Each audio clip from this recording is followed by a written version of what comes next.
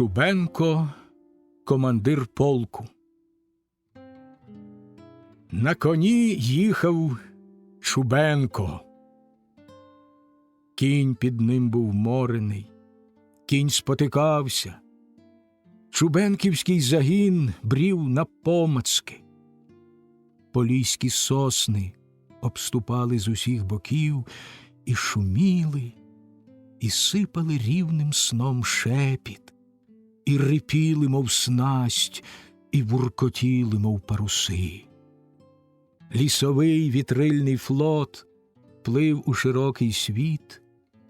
На небі плескалися сині озера між снігових пустель. Крижина на крижину, гора на гору, під вітром хаос і битва. Чубенко хилив голову і пускав з руки повід, кінь спотикався на корчах лісової дороги. Урочиста лісова осінь нахилилась над загоном. Багато було поранених, які несли перед собою обмотані руки, мов білі келихи, а дехто тримався за груди чи за живіт, і трудних несли на ношах. Двоколки з патронами виглядали, як грона, до них тулилися поранені й потомлені. Попереду йшли похмурі й неголені велетні, міцно ставили ногу, обвішані патронами й гранатами бійці. Загін Чубенка помалу посувався крізь ліс. Донбас, далекий і жаданий, стояв їм у очах. Доменщики й слюсарі, мартенщики й складуви, шахтарі й вальцювальники, рудокопи й чорнороби – усі йшли за їхнім Чубенком, за мовчазним Сталеваром Чубенком, командиром Червоного полку, завзятим, невідступним і непосидючим. Він був тільки легко поранений, а комісара полку вбили поляки під час бою на Віслі, і шматки комісара було зібрано на бойовищі. Полк поховав їх із славою і все добивався до Варшави, бився з поляками по-простому, по-донбасівському. Слюсарі слюсарили з гармат, шахтарі довбали шабельками, молотобійці кували гранатами, газівники давали жару з гвинтівок, хто чим умів і хто що полюбив. Ділянка цього полку витримувала всі атаки. Полк відступив чи не останнім. Чубенко вів загін, зв'язку в нього з Червоною армією не було. Донбас попереду вижався курний і рідний.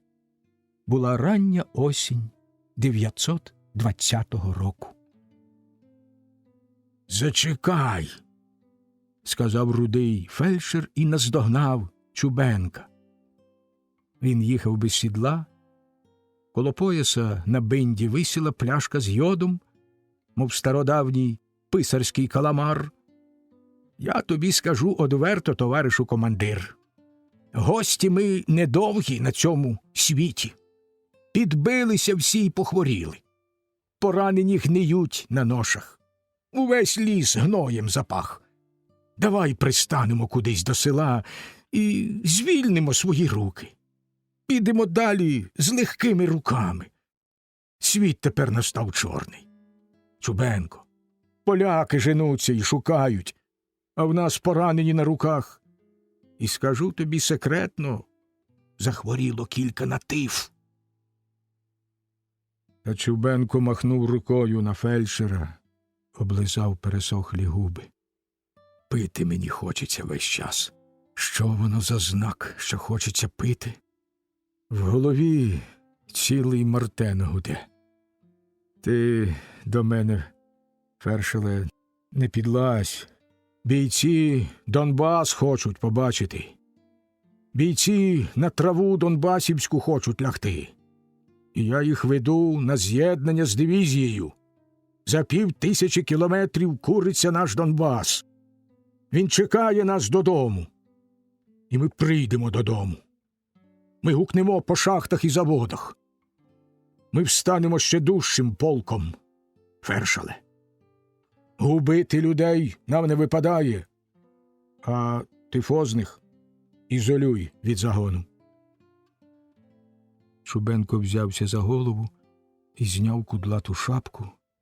Голова горіла, серце під шкірянкою прискорено билося. Фельдшер узяв Чубенка за руку, проїхав кілька кроків мовчки. «Та й у тебе, Чубенко, тиф. Передавай комусь команду і лягай. От ти добігався на свою голову». Чубенко глянув на фельдшера, і цей замовк. Сосни рипіли, мов снасті. «Я тобі наказую мовчати, з коня я не зійду. І моя стукалка знайде тебе крізь яку завгодно сосну». Рудий фельдшер став вогненним від люті. Він шарпнув каламар з йодом, розбив його об дорогу і захлинувся лайкою. Чубенко на нього не оглянувся, він їхав далі і дивився на карту. Лісова дорога зникала за соснами. Осінь і лісова гниль. І ліс стояв рівно округ, підпираючи небо. Похитувався і рипів, як корабель на снасті. Загін посувався крізь цю врочистість та похмурість. На небі відбувалося трагедійне видовище. На небі сунулися з гір льодовики і вкривали цілі континенти. Айсберги плавали серед морів. На небі материки роз'єднувались і відпливали в океан. Відбувалися мільйонолітні катастрофи, а загін усе йшов і йшов, ішов і йшов, і не було краю лісові, і кволо стогнали поранені, просили не мучити й добити.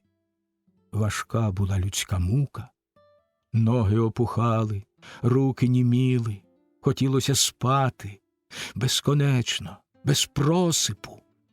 Ледве маячіла мета, легко було загубити донбасівську славу й зробитися отарою, заблукати в лісах, не вийти ніколи на з'єднання з Червоною армією. Тільки обвішаний патронами авангард був наче з заліза. Чубенко дивився на карту і вів далі. Наче дном моря посувався загін донбасівських партизанів, і здавалося, що над соснами і над хмарами стелиться синя морська вода, і човники гойдаються під сонцем. А загонові вийти треба на берег і оглянутись назад на перейдене море. На березі курітиме Донбас, і заводи на ньому, домни, шахти й гути, і вся краса рівного шматка зеленої поверхні. Легко там дихати, мов на передгір'ї стоїть Донбас, і двихтить ціле пасмо гір від його трудового трепету. Чубенко дивився на карту. Швидко має бути лісникова хата. Без неї не можна орієнтуватися.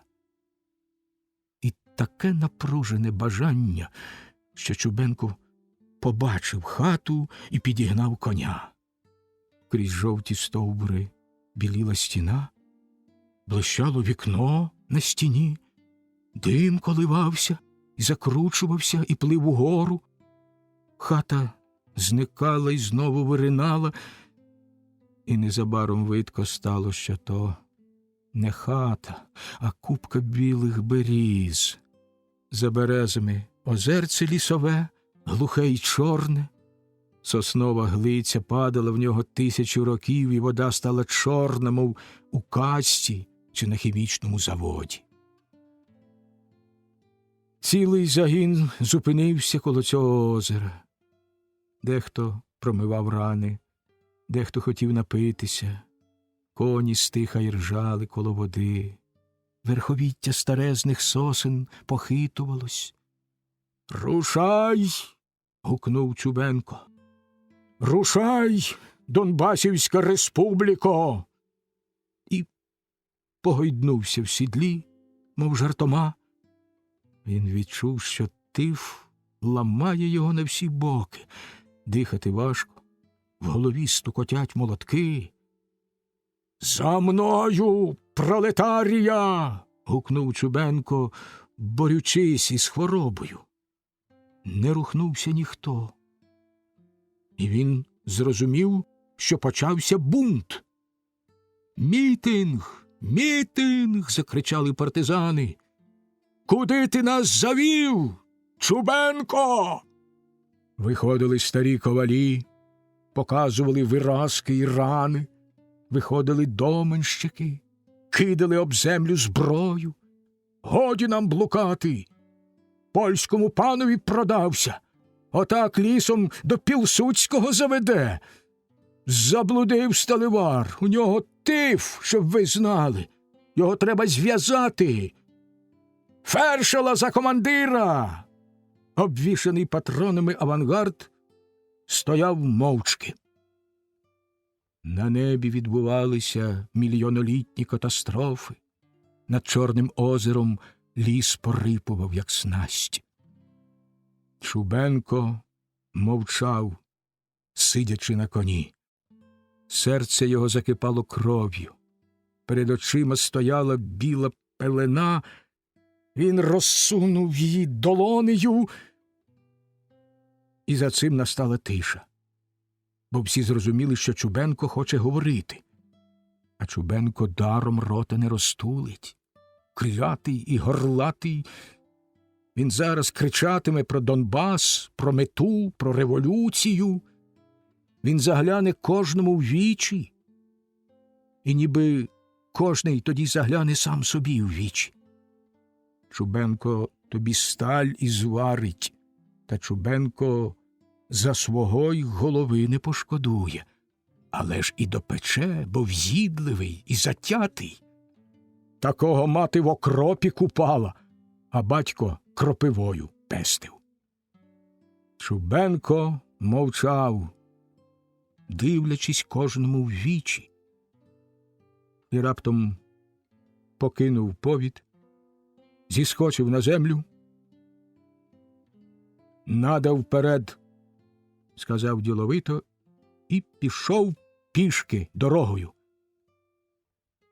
За ним пішов його кінь, сосни рипіли, і мовчки рушив за Чубенком загін, хто на коні, хто двоколкою, хто пішки.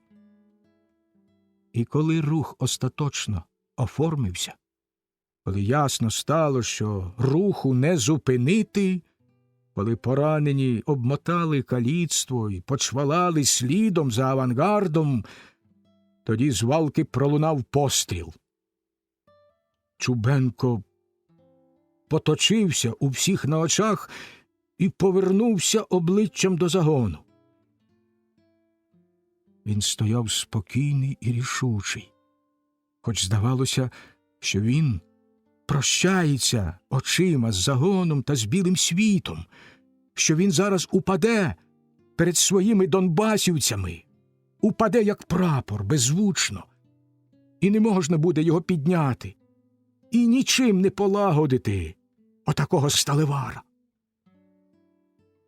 Та Чубенко стояв і стояв, не кажучи й слова, не роблячи й руху. Сосни в його очах поверталися до гори окоренками. Крізь туманні кола він бачив мартенівський свій цех, і обрубники з усієї сили оббивали деталі пневматичними зубилами. Чубенко стояв і стояв, а загонові здалося, що він весь залізний, і яку завгодно негоду вистоїть. І тоді того, що стріляв, схопило кілька рук. Одразу ж йому було вибито око й покалічено рота. Його штовхали крізь весь загін до Чубенка. Всі пізнавали рудого фельдшера, підступного приблудька. Кожне не жалувало рук. Фельдшер викотився з лав перед Чубенкові очі, впав, потім став рачки, мов хотів завити на сонце, і нарешті підвівся на рівні, тримаючись за вибите око, закривавлений, ревучи від болю. Чубенко помалу розстебнув кобуру, витяг зброю і, не цілячись, поклав фельдшера на повал. Виліз на коня і продовжував путь, ведучи загін, конаючи від тифу, б'ючи себе по голові, щоб прогнати біль. На заході сонце зрівнялося з лісом і котилося нижче. По всьому лісу переплуталося косе проміння, воно злегка вібрувало й гойдалося разом з вітами, воно оплутало дерева і потяглося через дорогу, мов казкова заслона, мов ріка з чарівною водою. До неї потрапив Чубенко і поїхав у німбі. Сяйво від Чубенка засліпило загін. За командиром пройшли тим місцем донбасівці, не пізнаючи один одного, обгортаючись красою й міццю, молодшаючи й забуваючи рани. Двоколка з тифозними затрималась під сонцем, і хворі почали марити, один Мартеном, а другий Гутою. Чубенко зник у темряві лісу й прихилився на секунду до шиї коня. Відсахнувся назад, став з отчаєм виборюватися з-під тієї зливи марення, що нахлинула на його мозок. Він кричав на канавників і лаяв формувальників. Він кликав до печі майстра, сварився з шихтовим двором, перекурював з інженером. Інженер ставав слідчим з французької контррозвідки. Теплий одеський вітер завівав у вухо. Голова гула від реву морських хвиль. На березі стояла лісникова хата. Чубенко йшов до неї і не міг дійти. Дерево по дереву виростало перед його очима, сповнюючи Чубенка відчаєм. Без лісникової хати не можна випустити з Мартена топлення, і на секунду Чубенко прокинувся і зрозумів, що тиф бере не жартома. Треба відігнати його і вести на Донбас загін. Чубенко бив себе по голові, намагався не стогнати. До нього під'їхав ад'ютант і запропонував стати на ночівлю. Сонце тим часом зайшло, малинові рожеві тремтіли на заході хмари. Захід сонця віщував негоду. Високо над лісом законився щерблений місяць. Він був кволий і ледве виблискував, а потроху вижовтів, набрався жару і став світити, скільки міг, бо вже зайшла ніч, і Чубенків загін став на ночівлю. Серед високого лісу отаборились рештки Донбасівського полку. Полк робив свої немудрі і нескладні справи під щербленим місяцем. На потрібній відстані було поставлено округ сторожу. Кулеметники перечистили кулемети, а стрільці – гвинтівки. Лікар помастив йодом рани. Померлого тифозного поклали на землю осторонь. Він чекав на двох поранених, що саме доходили. З ними прощалися товариші. Обіцяли донести їхні слова до Донбасу, сказати на їхньому заводі і їхнім родинам. Добре вмирали поранені. і завше по тому, як умирає людина, можна сказати, як вона жила. Поранені достойно залишили цей світ, збудивши ще дужче бажання перемогти. В очах померлих назавжди відбилося видіння нічного лісу і щербленого потойбічного місяця. Живі поховали мертвих і стали в задумі над могилою. Сосни порипували, мов снасть. Заступник покійного комісара виголосив промову, і її слухали мовчки, без салютів та музики. Раптом заспівали тихими голосами старе шахтарське «Страданіє». Морені бійці співали з нелюдською силою над мертвими товаришами. Чубенко не злазив з коня. Він боровся з тифом та боявся втратити на землі рівновагу. Підспівував, наче крізь сон, наче мимоволі, і коли пісня скінчилася, комісарів заступник вів далі промову. «Науковий соціалізм, – казав заступник комісара, – а також мир халупам і війна палацам вимагають такої доктрини, щоб бити ворога без пощади, і наші товариші перевернуться в землі, коли ми забудемо ці слова. Петлюрівське військо вступило в контакт з польськими панами і маршалом Пілсудським. Воно хоче відвоювати собі Україну і наш непереможний Донбас. Це військо буржуазії та багатого селянства вимахує жовто-блакитними прапорами і робить контрреволюцію. Наші товариші упали в могилу, і ми знаємо, хто їх поранив. Одного петлюрівська шабля, а другого польська куля. І соціалізм вимагає. Та Чубенко вже їхав лісом геть, поминувши заставу, наказавши їй пильнувати. Він їхав на розвідку і мав надію знайти лісникову хату чи взагалі якесь відмітне місце, щоб орієнтуватися на карті. Кінь обережно ступав лісовою дорогою, наставляючи вперед вуха. Він почував відповідальність поїздки, і чорні стовбури, чорні тіні викликали в його конячій уяві якісь атавістичні образи. Кінь стиха робив спроби заіржати до своїх спогадів. Кілометрів зо 3 ліс тягся густий і незайманий, а там вирізбилася під місяцем широка просіка, і далі видко було, що ліс кінчався. Праворуч пішла низина, мов до ріки, лісовий молодняк розбігся від просіки. Спочатку були купи і ватаги, і це було так зване передлісся, а далі пішли купки й кущі, і нарешті окремі дерева розбрелися по рівнині, в'ялою соломою і вогкою землею пахло з полів. Чубенків кінь раптом зупинився. Чубенко машинально притис його шпорами. Тривожність передалася йому від коня. За просікою дорога знову йшла лісом, і кінь ні за що не хотів туди йти. Та хазяїн підігнав, і ось заїхали під дерева. Чубенко тримав у руці наган.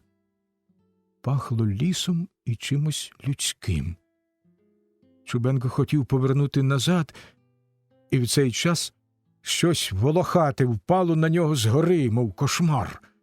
Втрачаючи свідомість, Чубенко проклинав усі тифи на світі і схопився руками за гриву, сподіваючись, що кінь довезе до загону. Дорогий товаришу Чубенко. На столі стояла гасова лампа, коло неї лежала купа документів і Чубенкова планшетка з картою. Товстий дубовий сволок перерізав стелю, на сволоку сажею із свічки зроблений хрест, чисто четверговий чи з водохреща, і на печі щось важко й довго бухикало всіма легенями. Чубенко підвівся з лави й сів. У голові все пливло обертом, голова розривалася від болю, та Чубенко вже опанував себе. Він мовчки оглянув присутніх, сперся руками на коліна і стиснув їх щосили, заспокоюючи себе, остуджуючи кров і готуючись до смерті у ворожих руках. Наган його лежав на столі. Людей було троє, і коло печі поралася жінка. Хата була стародавньої краси, уставлена лавами й скринею, на полицях повно цяцькованих тарілок, і знову з печі прикро хтось кашляв, ніби конаючи. Великі й спустошені видко було в сутінку очі. «Дорогий товаришу Чубенко», – знову сказав дебелий, широкоплечий крем'язень і осміхнувся сліпучо білими зубами. «Від імені червоного партизанства вітаю тебе в наших краях. Ми собі думали, що то за риба потрапила нам до сітки, аж це командир Донбасівського полку, та ще й сам, і інтересуємось знати, де ж цілий твій полк донбасівських партизанів». Чубенко мовчав, сидячи на лаві. Хворе тіло його здригалося від холоду і від жару, а треба було напружити всю увагу, скупчити всі сили, слухати, прислухатися й вирішувати. Тоді заговорив другий, з дитячим обличчям, учитель чи семінарист. «Ти нам повір, товаришу Чубенко, що ми б тебе так не налякали, коли б знали, що це їде наш чоловік, а не проклятий поляк чи петлюрівська розвідка. Ми з ними б'ємося не за життя, а за смерть, товаришу Чубенко». Третій, мовчазний, раптом усміхнувся лагідно й доброзичливо, і усмішка, мов нежива, повисла на його устах.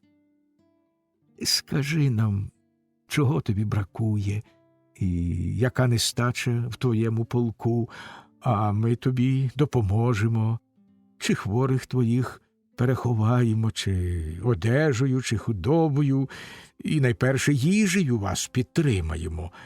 А потім підете на свій далекий Донбас, і, може, і наші партизани з вами підуть, щоб гуртом битися за революцію». Чубенко помалу взяв із стола свої папери і планшетку, засунув до кобури револьвер і немов би не помітив, що його наган без патронів. «От ти й при формі, Чубенко», – білозубий дістав з-під стола пляшку. «Може, чарчину вип'єш на дорогу? Чи так поїдеш? Як хочеш, так і зроби. Наш загін на хатньому становищі. Ми вчора повернулися з походу і робимо перепочинок, а поляків порубали чимало. На ранок ми тебе запрошуємо в гості до нашого села. Ми зустрінемо вас на вигоні і привітаємо, а далі там видко буде. З чого почати? З їжі, підвід, чи там ще з чогось потрібного?» На печі так хтось закашлявся, що здалося, ніби він одриває легені. Чубенко глянув через голови розмовників. «Це наш каліка. Був у солдатах і на війні, а прийшов оце недавно хто знає й звідки, чи з Кавказу, чи з Сибіру, хоч умре собі вдома, і вже йому життя один сміх. Колишній солдат зліз з печі і почовгав до дверей, тримаючись за груди. Це був кволий недобиток імперіалістичної війни, живий докір і жертва минулого, і в Чубенка защеміло чомусь серце. Він згадав мільйони таких калік і тисячі таких сіл. Ще довго треба боротися, трудно йти, багато треба зусиль. А колишній солдат, виплюнувши за двері кров, простував назад до печі, і він подивився на Чубенка, глянув просто в вічі, ніби здалечі літ. Залунав цей погляд, глибокий і сумний. У Чубенка зосталось враження, що це був погляд з-за ґрат. Солдат виліз на піч і затих, припавши грудьми до цегли. «Так як ти скажеш, товаришу Чубенко, на нашу мову? Чи у вас на Донбасі мови нашої не розуміють? От ми до тебе з відкритим серцем і партизанською червоною допомогою. І скажи хоч слово нам на відповідь». Чубенко встав і пройшовся по хаті, з радістю впевнившись, що може ходити. За вікном помітив гурт людей і коней. У двері влетів партизан з обмотаною головою. «Підмогу давайте! Невидержка!» До нього підскочив Білозубий, схопив і кинувся з ним на двір. «Голову поляк пошкодив», – сказав той, що з дитячим обличчям. «Кидається й марить сердешний». Білозубий повернувся до хати. «Голову поляк пошкодив», – повторило дитяче обличчя. І Чубенко не запитав, чому хворий скидається на посланця. «Яке це село?» – нарешті заговорив Чубенко. «Кам'яний Брід, товаришу Чубенко. А ми – кам'янобрідські партизани». Чубенко знову заглибився в мовчанку. У хаті спокійно й заколисливо тюрликав цвіркунець. Третій мовчазний партизан усміхався, і усмішка, мов нежива, висіла на його устах. «Добре, земляки», – сказав далі Чубенко. «Завтра ми зайдемо до вас у гості, і завтра по дню поговоримо і порадимось. А сили в мене хватить. І роблю я обхідний марш на ворога. Люди в бойовій напрузі, і патронів у нас багато. Донбасівський полк знає, за що б'ється. Це надія революції, опора пролетарів. Чудна ваша природа, земляки. Лісу без міри, народ простий та довірливий. І чекайте нас завтра коло села, шахтарів і металистів, красу Донбасівського краю». На печі колишній солдат не міг спинити кашлю, і Чубенко ще раз побачив його без міри схвильовані очі. На цьому Чубенко рушив з хати, і за ним партизани. У дворі стояв Чубенків кінь, і ще один. Було зовсім порожньо. Чубенко сів на коня, мовчазний партизан на другого. Вони поїхали з села і мовчки доїхали до просіки. «Отой солдат на печі скоро помре», – сказав Чубенко. «Щасливо», – відповів партизан і одразу пустив коня в галоп. Лісова тиша розступилася перед Чубенком, і він в'їхав у тишу. Округ нього ліс порипував, як снасть. Місяць уже зайшов, була передранкова пора. і раптом морений Чубенків кінь заіржав щосили, мов у темній печері пішло блукати його іржання, ледве чутною луною стало повертатися назад. Чубенко їхав тишею, як містом. Будинки тиші стриміли у високу неозорість. Чубенко їхав рік і 10 років, а то були хвилини. І знову заіржав його кінь. «Стій!» – одразу ж гукнули грубі голоси донбасівців. Чубенко проказав пароль і поїхав далі. «Чубенко! Чубенко!» – лунало його полком. З'явилися ад'ютант і заступник комісара, в обох револьвери, застромлені просто за пояси. Підійшов Чубенків помічник. «Ну, не думали вже бачити тебе живого. Он він їхав за тобою та бачив, як тебе схопили. І не міг дати поміч, а прибіг назад. І ми зразу ж організували ударну сотню і послали твоїм слідом. І тут на нас напали з усіх боків. Є забиті, є й поранені. Та не так легко було нас узяти. Ми їх приймали на багнети, бо патронів обмаль. А до того ліс і ніч. При місяці багато не вцілиш. І не знаємо, хто вони, бо одежа солдатська, а більше ознак ніяких». Чубенка оточили бійці з гвинтівками в руках, і тут ледве помітний світанок став ширяти над лісом. Це був час страшної безбарвності, час моторошної сірості, коли закониться день після нічної тиші. Сірі тіні набрали блакитних та рожевих відтінків, лісом заходилися цвірінчати, джерготіти, путькати різні птахи, і весь цей таємничий час народження світла Чубенко розмовляв із бійцями, і над лісом здіймався потроху вітер.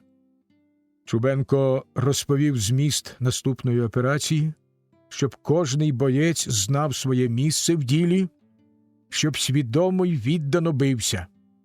Один шлях у Донбасівського полку через Кам'яний Брід і далі на схід. Обминути село не було змоги. На карті текла ріка, оточували болота, непрохідні ліси. Треба йти на Кам'яний Брід і зустрітися з партизанами. А зустріч буде така, як годиться. До сходу сонця полк готувався до зустрічі з кам'янобрідськими партизанами. Нарешті рушив лісом, ішли всі мовчазні і зосереджені, проходили під дубами й топтали дубовий лист, проходили під кленом і топтали кленовий. Сосни заливав чорноліс. Чубенко їхав попереду, почував млость і слабість, він куняв, і це було показником його непошкоджених нервів. Нарешті знайома просіка, полк розгорнувся в наступ і так дійшов до потрібного місця, не зустрівши нікого, і зупинився в густих кущах Переліска, за яким було рівне поле та перші хати села. І Чубенко вийшов з красою полку, його першою авангардною сотнею наперед. Вийшов піший, з гвинтівкою в руці. Вітер розвівав червоний прапор, деякі бійці порозстібали сорочки і на грудях видко татуйовані п'ятикутні зорі. Це вийшла сотня смертників, які в полон не здавалися. Тиша була в селі, ні душі на вулиці. Сотня стояла струнко, як і належить регулярній частині. Так минуло півгодини, і ніхто не з'являвся. З Переліска під'їхав верхи Чубенків помічник. Все зроблено. Команда пішла до ріки. Зв'язок встановлюємо, і помічник поїхав назад до Переліска. Чубенко стояв із сотнею, розставивши бійців фронтом до села. Здалеку їх здавалося більше сотні. Ранок був беззвучний, сільська вулиця порожня, і нарешті вона ожила і виповнилася масою народу, мов вода, ринув він з усіх дворів. Червоні прапори колихалися, наче хоругви, ішли самі жінки й дівчата. Чоловіків було обмаль. Попереду несли на двох щоголках величезний червоний прапор. Похід вийшов з села і розтікся на боки, став іти широкою, густою смугою жіноцтва. Чубенко подивився в бінокль і перейшов на фланг. За походом з села вийшла група партизанів, чоловіків з півсотні. Партизани намагалися йти в ногу і похизуватися перед регулярним військом. Чубенко ще раз уважно подивився в бінокль. Похід наближався, сяючи червоними стягами. Обличчя чубенкових бійців були зосереджені й уважні. Їм наче не до серця ота врочистість зустрічі.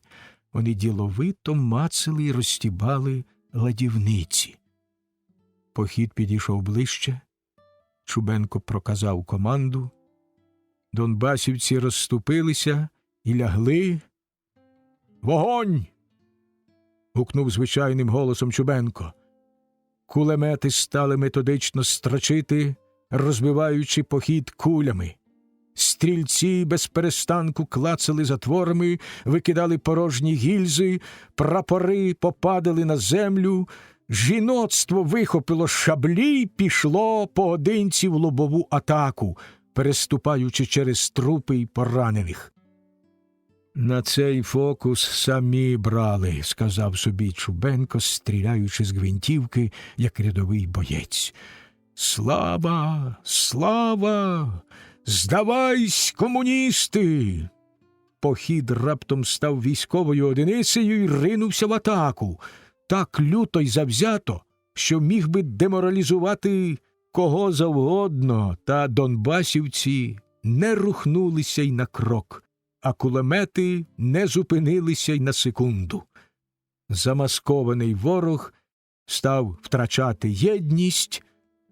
Даремно вимахувала попереду шаблею жінка, в ній Чубенко пізнав учорашнього мовчазного. «Бий комуну! Бий комуну!» Донбасівцям була це не первина. Вони витримали той психологічний момент, коли звичаєм оборонці губляться перед невідступною навалою, і вони розстрілювали маскарад так спокійно, мов сиділи за стальною заслоною. Хвиля зупинилася, вкриваючи землю трупами, і стала панічно розбігатися. Чубенко зупинив стрілянину, заощаджуючи патрони, даючи кулеметам охолонути. Бо в цей час з'явилася нова небезпека. Із-за крайніх хат вискочив загін кінноти і розгорнувся для атаки. Він стояв там на той випадок, щоб до ноги вирубати чубенківців, коли ті побіжать під натиском замаскованої піхоти. І кіннота вилетіла з дуру, щоб зірвати на донбасівцях свою лють. Сотня лежала рідкою лавою, виставивши багнети, не злякалася кінського галопу і свисту шабель. Під жовто-блакитним петлюрівським прапором Чубенко впізнав свого співрозмовника з дитячим обличчям. Кіннота промчала просто через донбасівців і не могла їх зігнати з землі під шабельний вимах. Донбасівці стали навздогін стріляти, зсаджуючи з коней вершників. В цей час піхота петлюрівська лаштувалася до нападу і гуртувалася біля командирів. Чубенкові піднесли з перелізка патронів. З-за сільських тинів посипалися на петлюрівців раптові постріли. Рідкі, але дошкульні. За кожним пострілом хтось падав, петлюрівці метнулися назад, стали вибивати стрільців із засідки. Постріли все рідшали, з-за тинів вибігло 13 і рідким цепом рушили до чубенківців. Вони бігли, як старі фронтовики, пригнувшись, петляючи, відстрілюючись, повзучи. Це були професіонали військової справи, і вони не втратили жодного чоловіка за час свого відступу. Чубенко, подивившись у бінокль, наказав підтримати втікачів стріляниною. Нарешті вони добігли до донбасівців. Чубенко пізнав серед них сухотного солдата. Очі його горіли фанатичним вогнем. Він біг до Чубенка, затуляючи рота, і впав на землю. З рота йому ринула ціла злива крові. Він став жовтий, як віск, і прозорий. Він важко дихав. Дихання клекотіло в його горлянці. «Треба триматися!» – через силу заговорив він. «Я послав ще вночі по підмогу. Та до неї верст із 20.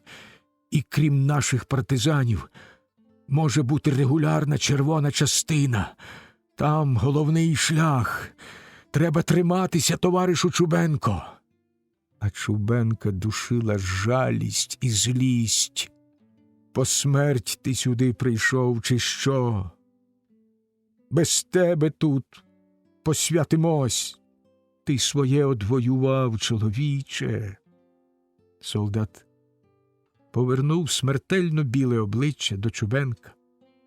«Не смій, Чубенко, ганьбити. Я тут працюю в підпіллі. Така смерть мені щоночі снилася». «Мовчи й ковтай повітря», – сказав йому Чубенко. «Я саме переправляю через ріку поранених і полкове майно, а ввечері і я рушатиму слідом, і підмога мені без діла». Та солдат його не чув. В агонії звівся він на ноги, випростався в цю останню хвилину свого життя, мов приймаючи парад нащадків. «Така смерть мені щоночі снилася», – сказав беззвучно і впав, скошений кулею. Чубенко наказав його накрити прапором і сам відчув непереможну втому. Над ним знову загув мартенівський цех, і сонце стало кількома сліпучими, засипними вікнами Мартена, і земля почала розгойдуватись, як гойдалка, почеплена до неба. «Вогонь!» – скомандував Чубенко, перекочуючись по землі. «В атаку! Донбасівська республіко!» Вулицями села мчала підмога, сіючи паніку в ворожих лавах. Чубенківці пішли в атаку і з'єдналися з підмогою. Чубенко робив марні спроби підвестися на ноги і щоразу падав. Через кілька хвилин до нього під'їхав Іван Половець. Чубенко стояв на ногах, хитаючись, як стебло на вітрі. «Спасибі, брате, і клади мене куди хоч». І це був кінець героїчного змагання Чубенка, командира полку.